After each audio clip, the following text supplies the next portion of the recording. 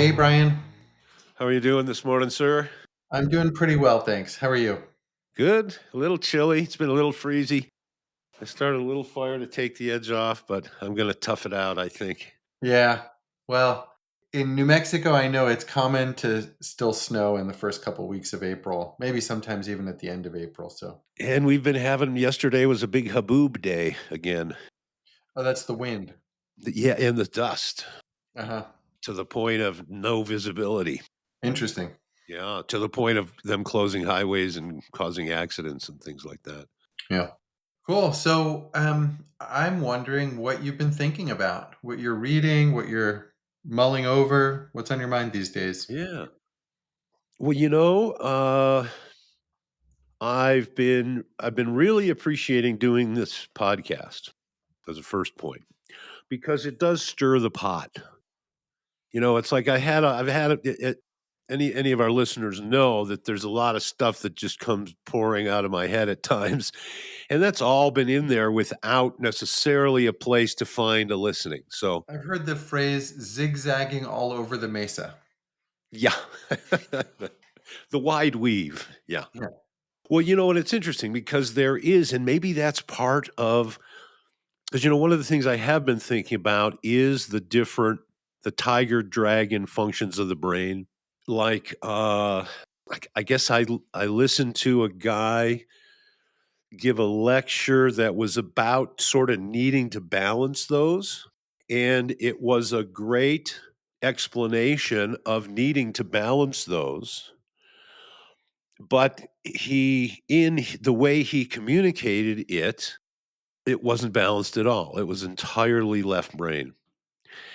It was Meaning it was a lecture as opposed to a demonstration, or? well, it meant that I think of straight rhetorical exposition as kind of, left brain, and poetry and things like that as more right brain.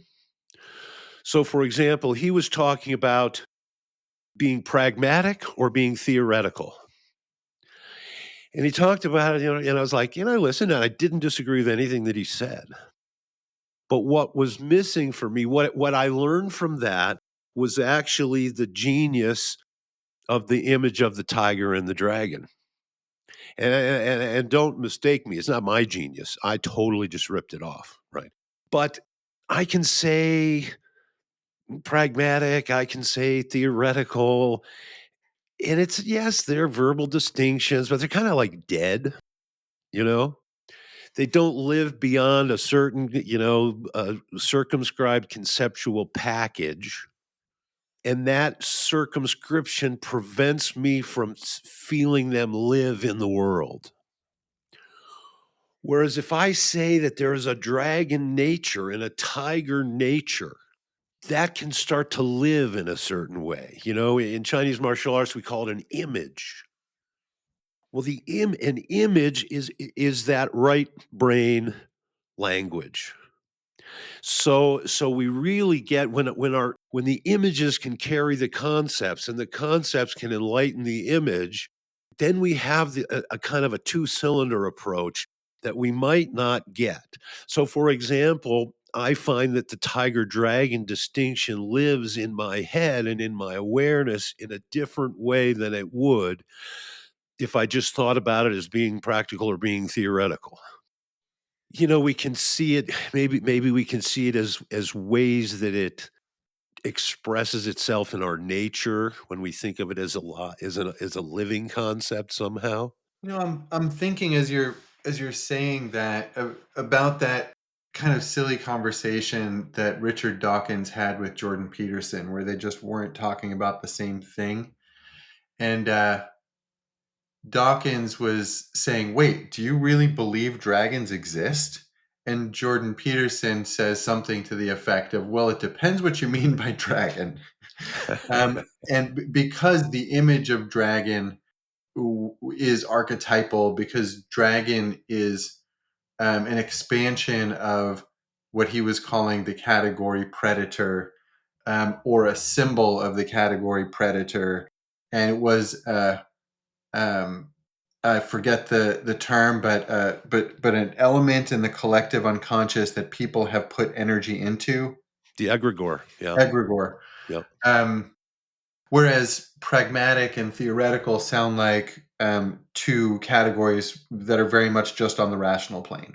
Exactly. Exactly. And that these actually have emotional components or that they're expressions of natural inclinations. It just sort of makes them more useful philosophical machines. And it sort of starts to uncover the the power, the truth-telling power of that non strictly conceptual or strictly linearly conceptual because that image world it's conceptual but it's not necessarily linear in that way. It's So not theoretical or pragmatic. right, right. But it does have that sense of wholes. But if we unfold those images, so for example, okay, we can talk about left brain and right brain following Ian McGilchrist. And he says that the right brain, or the left brain rather, which is the right side in most normally organized right handed people, the left brain controlling the right hand, the right brain wants to grab things, or the right side wants to grab things in a right handed person. It's about grabbing and manipulating. Well, that's a perfect example of the tiger. And you might say, oh, yeah, but the dragon always also has claws. Why does the dragon equally the image of grabbing? And one of my responses to that would be is that when you see a dragon, he has already grabbed. Usually he's got something in his claw. So he might represent holding, having, not reaching out and grabbing, but actually like the dragon that sits on the pile of gold, mixing our Eastern and Western dragons, which are not the same image for sure. The dragon in Chinese is a very positive thing associated with the emperor, associated with heaven. They have a saying, for example, a dragon's head and a snake's tail. So that's an enterprise that starts out really well, but it ends poorly. Had a dragon's head, but a snake's tail. So the idea of dragon is a very positive thing in the way it's like a fructifying force, a catalyzing force, the rain that comes from heaven that makes the plants grow. That's sort of a, but the dragon also, one of the characteristics about the dragon is you rarely see him. Because he's I've only about, seen a couple myself. I know you got to look quick. And then you got to remember what they look like, which all happens in the flash of an eye, right? But so what is the dragon holding? The dragon is holding the pearl. And it's not just a regular pearl. This is the pearl of wisdom. So the dragon represents the thing that we don't see often, the thing that we can't predict because it disappears in the clouds, it dives below the ocean, it's uh it's out there in that respect, right? That is out of our grasp, out of our immediate control. Whereas the tiger is somehow here. I think of that poem. Is it Kipling, maybe? Or no, Blake. It's Blake. Tiger, tiger, burning bright. We've Tiger referred with a to that Y. before. Yeah, with Because a Y. somehow we should have stuck with that. Tiger with a Y is, I know. I tell yeah. you. Tell you. And I'm kind of surprised Calvin and Hobbes didn't go that way. But so something about that burning bright is very much it's great because it's an association with fire, and the dragon, of course, is that association with water, and but it's also here. Like, it's very real. Like you may see a tiger sometime, and if you do, you have an issue to deal with that might be the most challenging issue you will face on this plane. Exactly the opposite of the dragon. You should be so lucky, right, to see a dragon. You've been blessed if you see a dragon. But if you see a tiger, you better find a place with a door to shut, right? And and particularly if you think of these images in the times of people pre-firearm, when a tiger was a real force to be reckoned with, right? But so there's that. So what does that tell you? Power on the material plane. And that's what that tiger and that's what that left brain has, is it has that power to manipulate on the plane, right? The material plane. Whereas the dragon, what the dragon is about even is more shrouded in clouds and mystery. But we know that somehow it's more mythic than the tiger is. The tiger is absolutely real, whereas the dragon is more mythic. So, there's all these dimensions to those images, and now put those against the distinction of theoretical and practical. And you'll see there the idea that images and the conversation happening in the other side of the brain there, it works in living images as opposed to dissected pieces, which almost by definition can't be living in the same way. So that brings me, because we've been having these regular conversations about ethics and about addressing the world. How do I live in the natural environment, which is another ethical conversation. And it makes me, I don't think it's a leap to say that maybe we don't just have the wrong conceptual ideas about how to do this right. We might not even be using our brains the right way to address it. And I think I've seen someone else, making comments about maybe this world is just too left brained. It's like, well, there is something to that. And I think that that's at the root of why I am always on my one string banjo song about surround yourself with nature.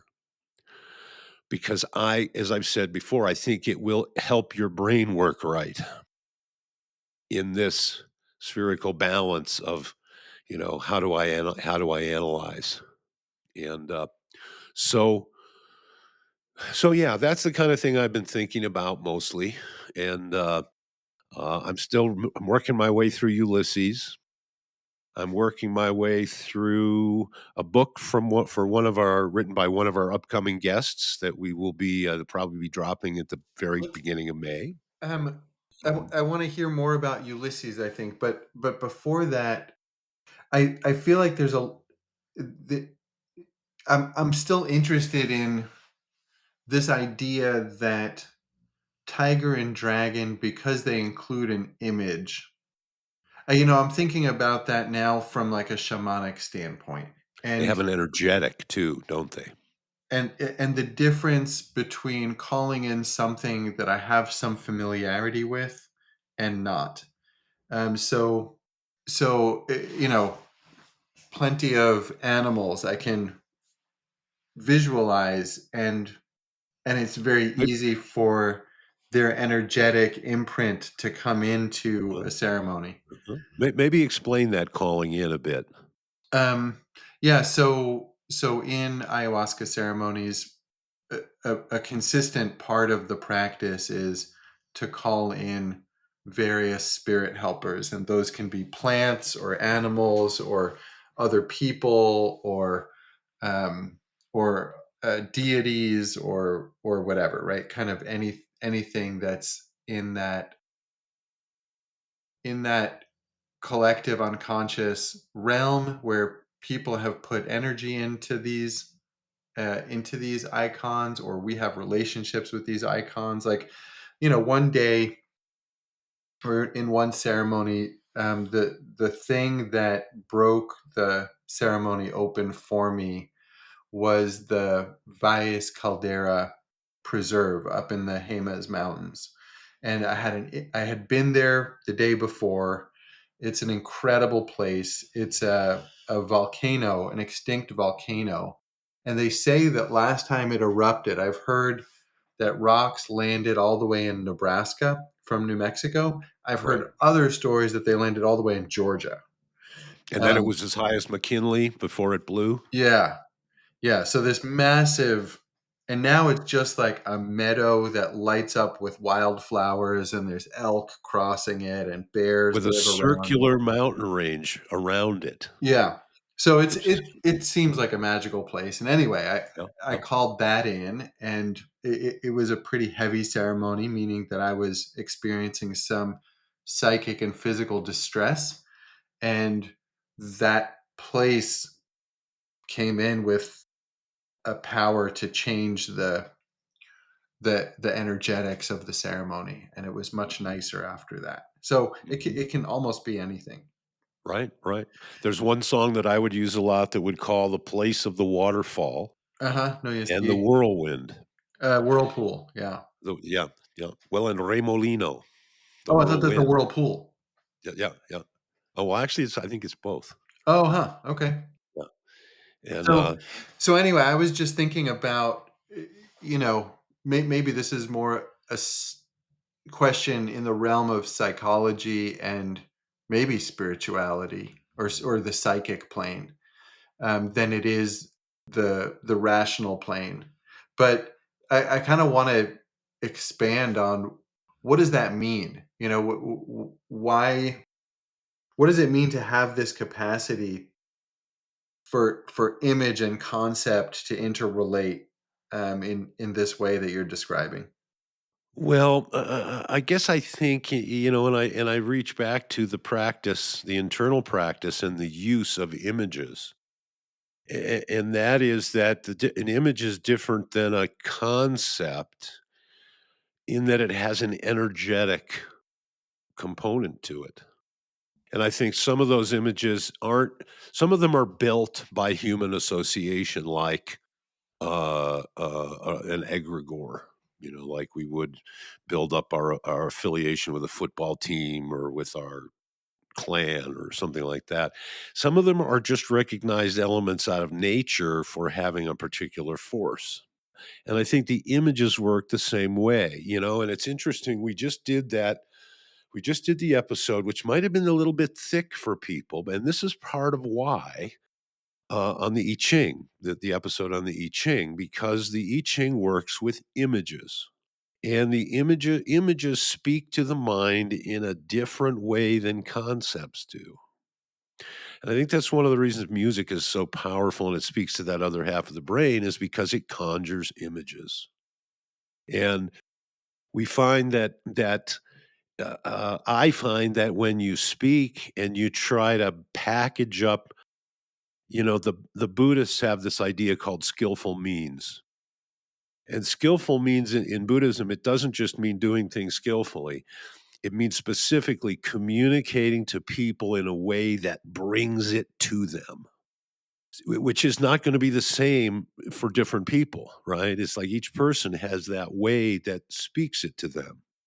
So this idea of using images, it sort of facilitates that skillful means. It creates a way for this to live in that semantic world. Because that semantic world, as we've said before, it isn't just a bunch of dry concepts. It's the picture of the world that we live in, the things that we love, the things that we hate, the things that we attach to, the things we aspire to. Uh, all of those things, they're all tangled up in there, and all of our feelings and the energies that those things inspire in us, those all are sort of wired in there on that map.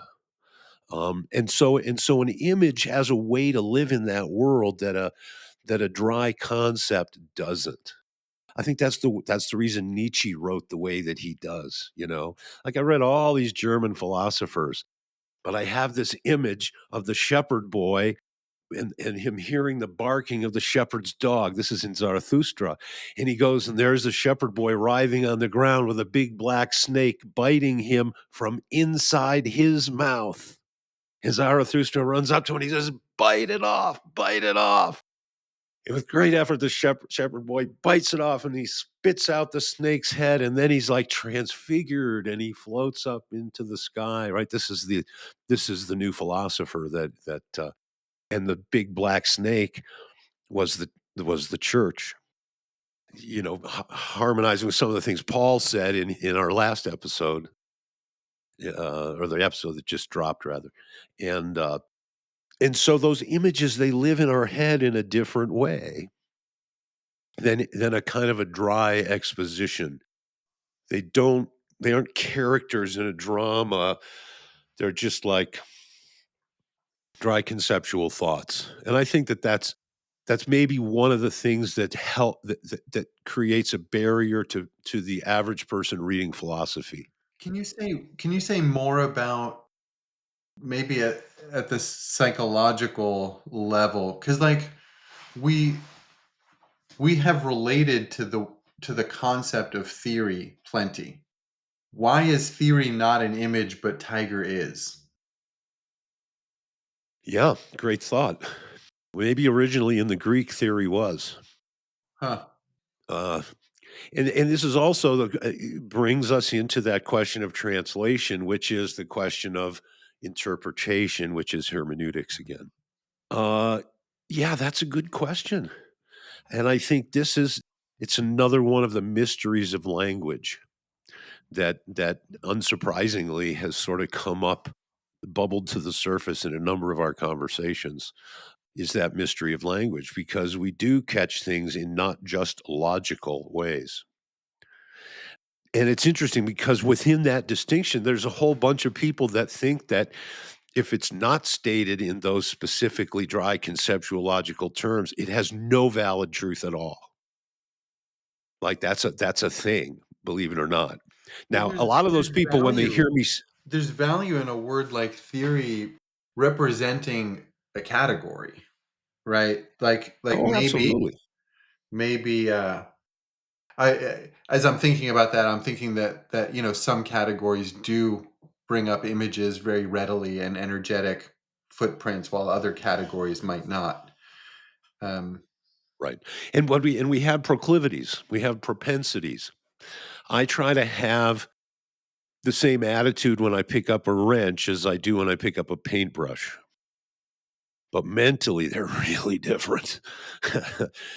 But the idea is that the tool, so to some degree always qualifies us in its use.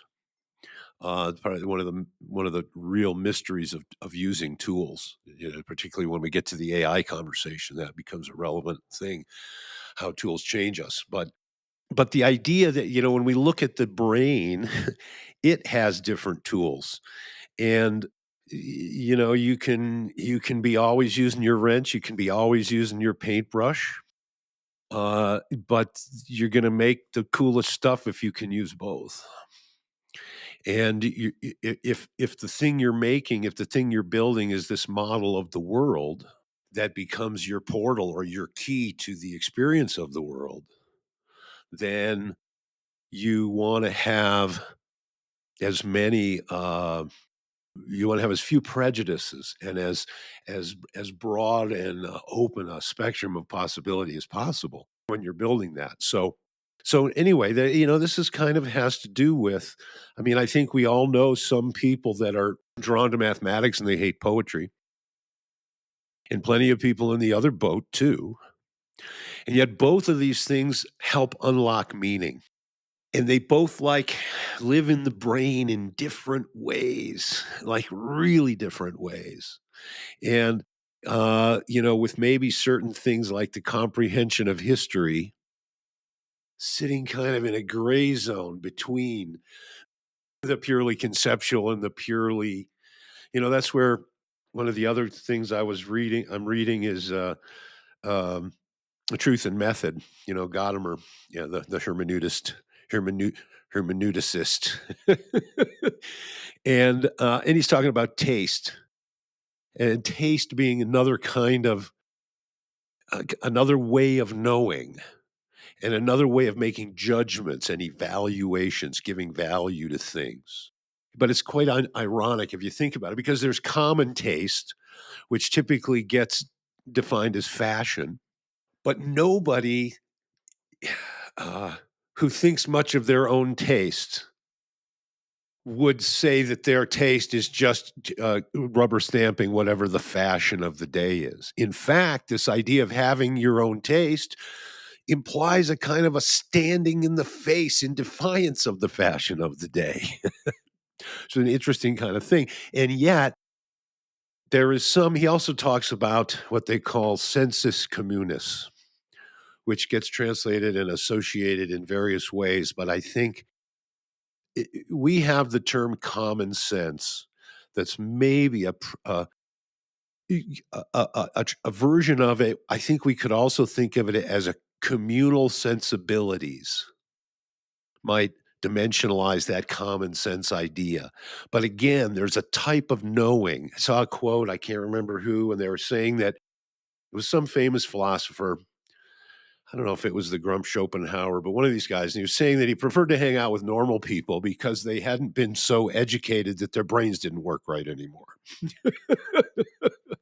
and and I think I have a pretty good idea what he means about that, because it does have to do with the the dryly conceptual world seems to not live in the rest of the world with us. It knows no passion. It knows no softness or compassion. It's made up of straight lines and integers and things that fit in the boxes. And if they don't fit in the boxes, we call them irrational and we push them over there with poetry, right?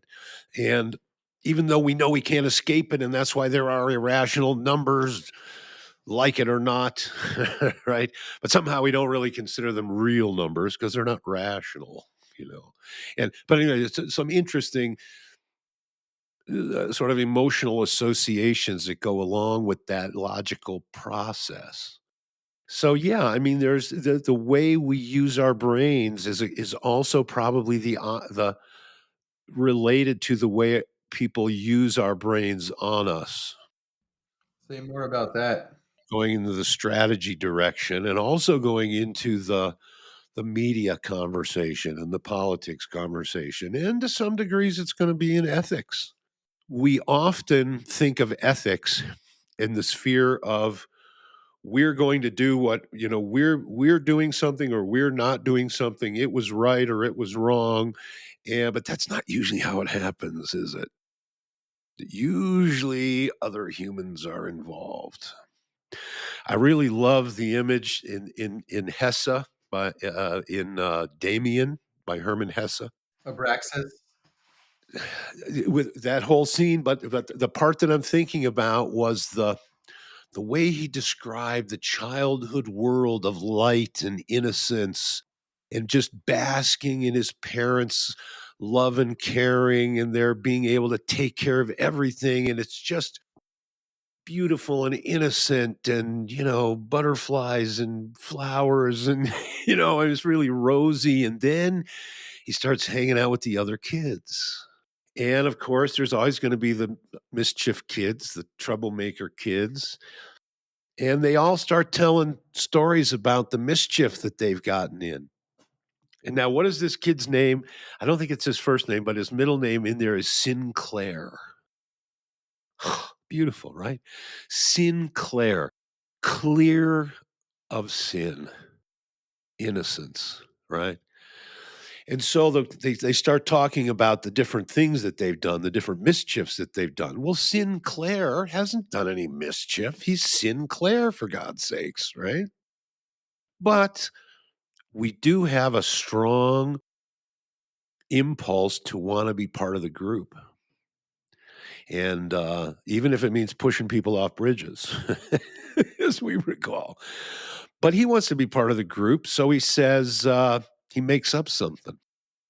Says he was going over the fence to the farmer's yard and taking apples out of the orchard.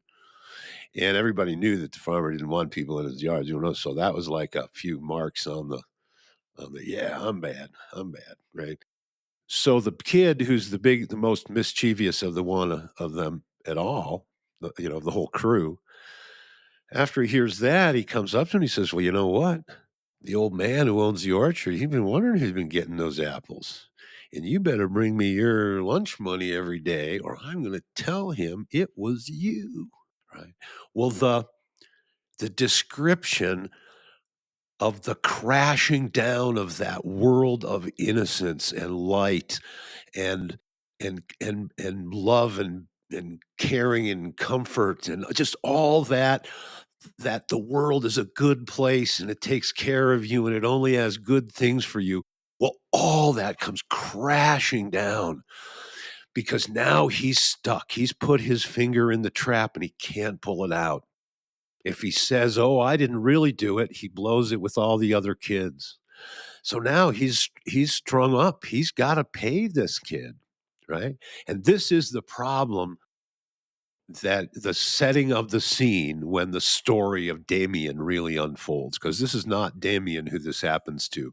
This is our humble narrator who this happens to. And Demian is the kid that comes along and helps him solve the problem, right? But anyway, the way that story gets translated, right? And the way that the philosophical problem of evil and the world of innocence, there's no way that a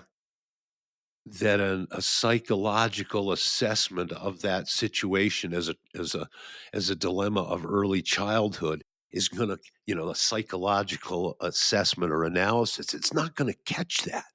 It's not going to live inside of us in a way. You remember we were talking about the hermeneutic circle, and things in the new piece that I'm bringing in has to kind of resonate with pieces that are already part of my hermeneutical base experience, the thing that the whole that I'm building out of all these pieces that I accumulate. So yeah, that's part of how these things hold meaning for us. And the power of an image over the power of just a concept. And anyway, so these are the kind of things I've been thinking about lately. That and cementing the floor. So Yeah. Um, the whole description you just shared about how the fall from innocence, it reminds me of a really weird experience I had when I was about, I don't know, 12 years old. And we used to take this van to school, all the kids from Staten Island that were going all the way into Hunter up on 94th Street. The parents got together and hired a van so that we weren't all taking public transportation. And I brought a junk music stand, I think, back home with me on the van. And I left it in the van by accident, or maybe on purpose because I didn't want it anymore. I don't remember. oh, But the owner of the van company showed up at my house that night and knocked on the door and just started going off on me for leaving this music stand in the van. And he had so many stories he was telling himself about my character, and he was telling me like what a low life I was and how I was taking advantage of real working people, and I was just a spoiled kid getting driven to school, and like there was this huge story he was just laying on me. And I just kept saying, "Sorry, I'll take the music stand back." And he wouldn't go away. He went off on me for like 20 or 30 minutes. And I was shaking. I like felt like I was going to pee myself. It was like torture. And and I don't think that was the first time my innocence had collapsed. You know some of my background, uh-huh. but I remember like the feeling of kind of shame and humiliation of just and like not knowing what to do to set things back right. Like I had but by the end I was convinced that I had done something really wrong and that I needed to do something to set things right and I just couldn't. And I'm just thinking about that. Like, how does that create meaning? Like this consistency of experience that we have to have by being on this plane of existence. where our innocence has to be destroyed, and then somehow we need to create an internal Demian or an external Demian and figure out how to resolve that. And how does the destruction of innocence get resolved? Because I imagine there's consistency across the human experience about that. Yeah, I would think so. It feels like another falling down the ladder and having to wake up at the wake again, doesn't Yeah, it? yeah. Yeah. And I can remember a similar thing when I was a kid, probably not old enough to be left to run around on my own yet. But in those days, it was a different world. And and I can remember a couple of older kids coming and trying to fleece me out of something by trading me a lifesaver or something like that. It was clearly they were pulling a fast one, and I was just barely caught, I don't know how long I'd even been walking, or whatever, but I definitely remember that, whoa, there's people out there that you gotta look out for. And that was like definitely a loss of innocence. And not through my action, but sort of like this is part of that Heideggerian thrownness, I think, that we're thrown into a world and that we don't read the story from the beginning. You certainly didn't know that guy's story from the beginning. You came in on chapter God knows what. And yeah, and sort of piecing that together and finding our way within that, it shows, I think it demonstrates, and maybe this isn't obvious, maybe this is something that I've only seen over the years, and that is how vastly different human experience is. That the different experience that people have of life, and that it sort of belies how tricky it is for there to be meaningful connection because uh because of the necessity of having things work on a superficial level. You know, I think we talked about that with when we spoke about Levinas. When we meet another person, what exactly do we see there as far as an opportunity is concerned? Is this an opportunity to meet infinity, to meet God in the guise of another person? Or am I going to meet any of the other characters in this play that I've met already that I know are not God? Um, did you ever read The Magus by John Fowles? No. I think he wrote The French Lieutenant's Woman and The Magus, I guess, is the one that I was thinking of. And there's a story, a tale that he tells there where the character meets a magician and the magician tells him that he's God. And it's part of a long story. He says, "Well, then who are you?" He says, "Oh, I'm God." Then he goes back and he talks to his father and he says, "Oh, I just met God." And he says, "No, the man you met was a magician." And something about rolling the sleeves back. And so I'll try to find that story and put it in the show notes because it's quite interesting. But there is, yeah, this idea that we're out there in this play and we don't know all the characters, and some will tell us they're God, and some, I mean, I suppose there is that theory that they are all God. They're just showing us all the different faces, and um, so yeah, we have some parsing to do. We have some parsing to do there. Yeah. And you mentioned ethics earlier, and I think what you said was that ethics is not just about us and what we do, it's very much about the interaction with other people. And that kind of gave me an image of ethics being interactive as opposed to being like a set of rules. And I guess I didn't realize as clearly that I have this default setting of like if you can just get the right 10 commandments, then you have a good system. But of course, it's useful to think about ethics in the context of this is a complex self-organizing system, humanity and consciousness. And so, for there to be like a black and white set of rules for how it works probably isn't the Right. deal. Well, and I think that's the thread we were on was that for us to be truly ethical, we have to be courageous because we have to stand in the face of other people's influences who have other than ethical drives working them at the moment. And that's why, this idea of all the different virtues, courage is the most important because if you don't have courage, you can't practice any of the other virtues. And that's more fundamental than people realize. Honesty's great, but if you don't have courage, you look at what happened to Sinclair, right? You're in a position where you're manipulable unless you have a certain amount of courage. And if you're manipulable, then your ethics are up for grabs. And I every day I look at the news, what we call the news, and I see people who are not making good moral judgments. In fact, all of history may be the story of people making bad moral judgments. There's this whole idea that, well, we didn't need history for all this long time because nothing that interesting happened. Why?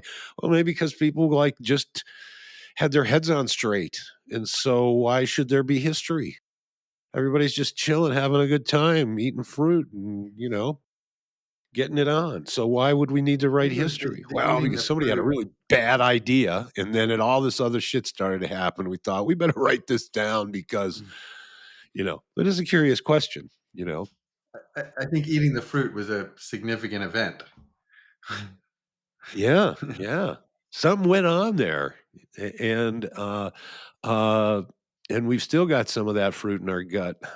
I'm curious about like kind of other readings on this question about the fall from innocence and the need to then integrate the dualistic and post-dualistic nature of the universe. Dualistic meaning good and evil, and then post being like and whatever else. Right.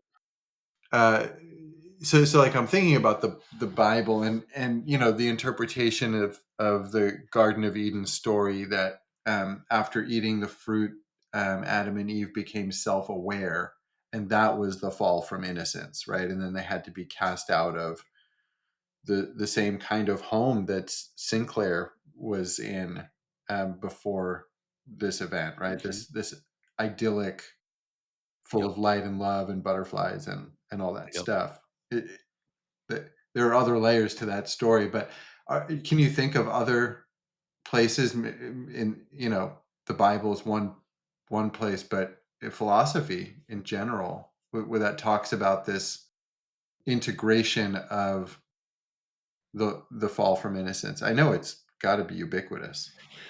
Well, the way that I translate it, maybe this is just because I've been kind of swimming in the phenomenologist lately, but with Heidegger, we get back to a couple other things, and one is the conversation around authenticity, and related to that is the conversation around temporality and death, which I think are related to moral courage. Realizing one's temporality is the key to authenticity, according to Heidegger.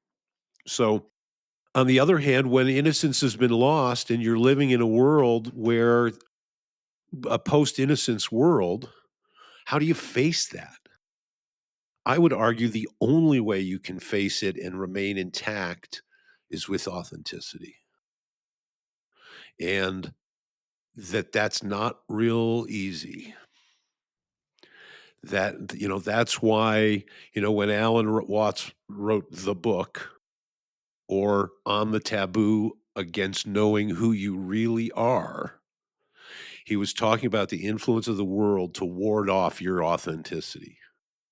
Because all the things that are going on that are generating this history, this sketchy history, they are all going to be threatened if you are not in collusion with them. And that is the foundation of moral courage. Yeah, so that's what I would say is I would say you gotta be authentic, and the way that people make you inauthentic is by scaring you out of it, and don't let anything scare you out of it because 'cause you're gonna die anyway, right? So you might as well grow a pair. That's my little lecture on moral courage, right? And I think that's the way we recapture innocence is we claim innocence by manifesting authenticity and virtue again with that word. So does Ulysses tie in with all this? I don't know. Probably no one does, right? I'm sure it does. Um, and it's definitely easier to read than Finnegan's Wake. And you can feel that he's working his way towards Finnegan's Wake. But it's not nearly as playful or as experimental as Finnegan's Wake, but it's plenty playful and experimental for the times. And I'm reading this cold. When I read Finnegan's Wake, it was so opaque that I just had to read Joseph Campbell's stuff on it, and I just had to hear some other people just to start to crack in the nut so I could work it wider and whereas Ulysses, I'm kind of intentionally didn't read the long forward, and I actually have a book of somebody's theory because a lot of these books have been written about, a number of them. And I haven't touched any of that stuff because now that I'm familiar with Joyce from the Finnegan experience, I wanted to kind of see what would stick and what wouldn't. But it's filled with wonderful Joycean terms, as always, like a guzzling den. That was his name for a bar, a guzzling den. And he does have that skill to look at a thing and call it what it is using words that we don't typically use for those things in ways that reveal them to us. That is, reveal them to us. So yeah, Ulysses is an interesting thing because it does have that theme that here's an ordinary guy going about his ordinary day, cooking his kidney and the cat wanting some, and then it's about his walk around Dublin for a day.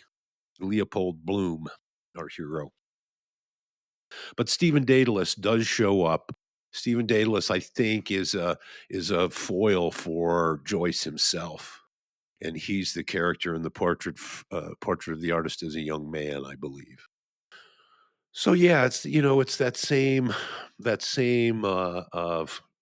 flavor of Dublin. Joyce, all of his books, even when he wasn't living in Dublin, he still wrote about Dublin. It was always about Dublin.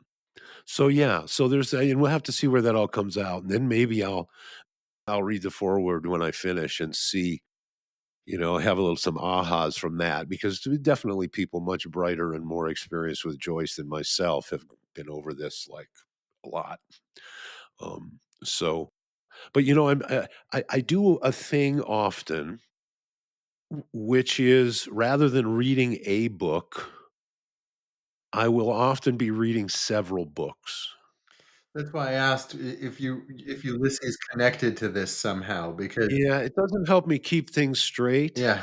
but, like, now but it does but it's like 2 notes on a piano do something different than an individual note on a piano does. And so to read things in light of other things that you're reading is kind of curious, So one of the things that's in the pile that I pick up and grab some stuff out of occasionally is Kropotkin. Those of us that listen to Paul Fenn's episode, he mentioned Kropotkin on his way to Proudhon. So Proudhon was like the father of anarchism. Kropotkin is also one of those fundamental characters in anarchism, but he comes at things a little bit differently. So I'm interested in because a lot of these guys, remember, this is all coming out of that reaction to modernism, and so Kropotkin's in there, and I just got a copy of Being in Time that I'm going to go back into. These are things that were on the college docket, but that I haven't. And the 2 other interesting things, uh, I just got a book by Hannah, Arendt on revolution that I thought might be interesting if we for some future conversations we might have. And what was the other one? Oh, I guess it was just the one for our upcoming, conversation at the end of the month, which I think is it set enough, you think, for us to No, I'm let's really wait and excited make about sure. it, but I don't think we can count it You don't wanna get people's hopes up. until we've had it. Yeah. Yeah, So okay. our audience will have to wait and see who it is that Brian is so excited to talk to, and I am as well. Yeah, That should be a really fun one, and it's also yeah. We'll tease it yeah. later. We'll tease it, yeah, but it's definitely out there circling, and so I'm doing some of my due diligence for that, Yeah. and, and I think that's probably it, like I said, with Truth and Method in there by Gadamer, I'm kinda work my and the other one was Creative Evolution by Henri Bergson. So, Bergson is a very unique cat coming out of those same times. All these characters are all coming out of the same times. Which same times, Well, that post phenomenologist, so some of them dying in the '90s and the but '60s, after World War II. Yeah, and going Got it. back into, reacting to turn of the century folks, Okay. so and then this whole thing started with Kant and then Hegel, and then you get into all these names that people maybe know the names without having suffered through trying to read the books. Um, German philosophy got pretty convoluted in its linguistic gymnastics. I mean, I think that there's like we've been mining out a bunch of, I think, important insights, but there's having the insight and then there's putting it into a language that other people can relate to. And the value of the insight is maybe separate from the value of the the delivery system. And so I think some of these philosophers do have some good insights. They just make you pay before you get it out of there, But that's part of the deal. Um, but so I feel like the podcast is a series of sort of parallel, ongoing conversations.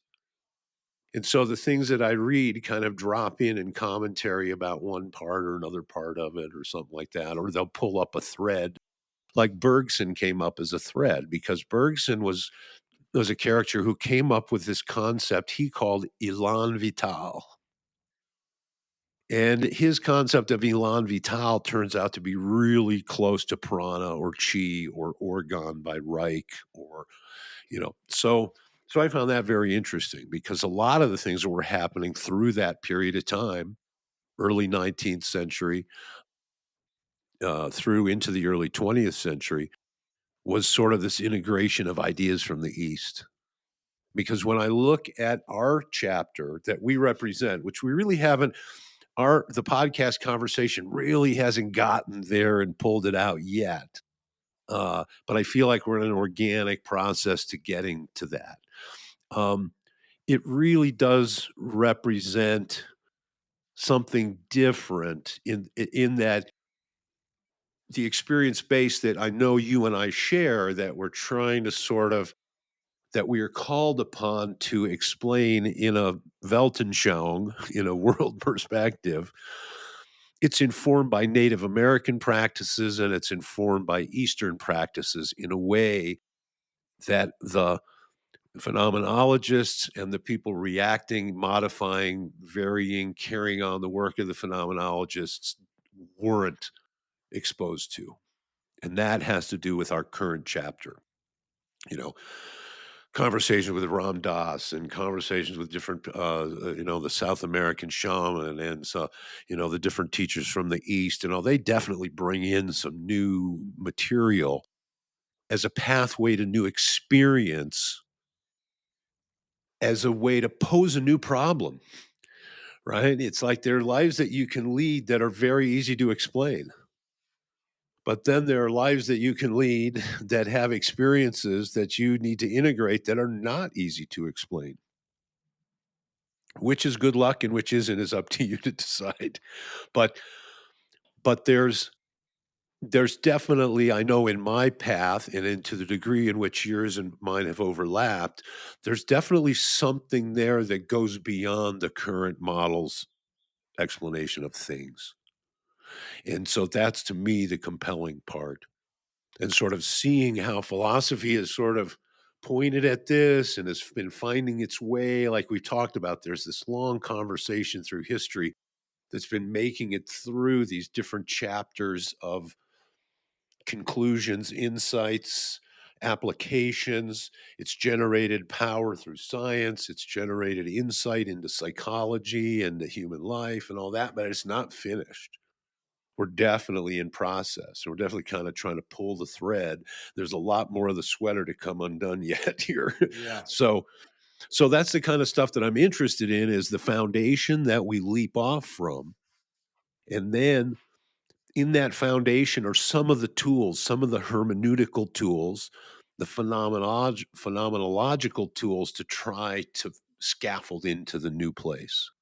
And so that's the kind of, that's the ongoing conversation that's gradually developing, right? Over our conversations and over the books that I've been reading and stuff like Yeah. that. So, Well, I would consider it great fortune indeed to be midwifing to any extent the whatever the kind of emergent consciousness that's I think imminent. Um, and mhm, and and as I'm saying that, I'm realizing, well, of course, we're part of that, right? It's not nothing special about us, absolutely. Yep. but there are a lot of people part of that, or in ways, Yep. everyone is part of it. Yep. Well, and that's the interesting thing about this medium, being able to actually provide us with a way to connect with other people who've been thinking about the same kinds of things, and then to make that accessible to other people who maybe have been thinking about these kinds of things. And it definitely stirs the pot. I've learned new words in the past 6 months. Yeah, likewise. Yeah. Not that I'm not constantly trying to do that, but this has catalyzed that process for sure. And I hope it has for our listeners too. Yeah, And I hope that, we do, this is going to be just to bang on the drum. This is going to be a bang in April with the guests that we have coming up, and we're going to be turning over a lot of stones. And I expect the nuance and the dimension to the conversations that we've been having to expand through the help of some of these guests that are coming up. So yeah, it's going to be very cool. yeah, And we, stay tuned. We're not going to give all the details out yet till we can be confirmed, but it's going to happen here. yeah, And so I'm excited to see if I could flash back a month, or flash forward rather a month, just to see. I would do it just to. yeah. That might spoil the fun. I know. But I was always one of those kids who try to sneak in and get a piece of the icing off the cake when nobody's looking. Yeah, So yeah. Cool. Well, good to see you, Brian. I hope it warms up for you out there, and to be continued. yes, sir. I will see you next time. Cool.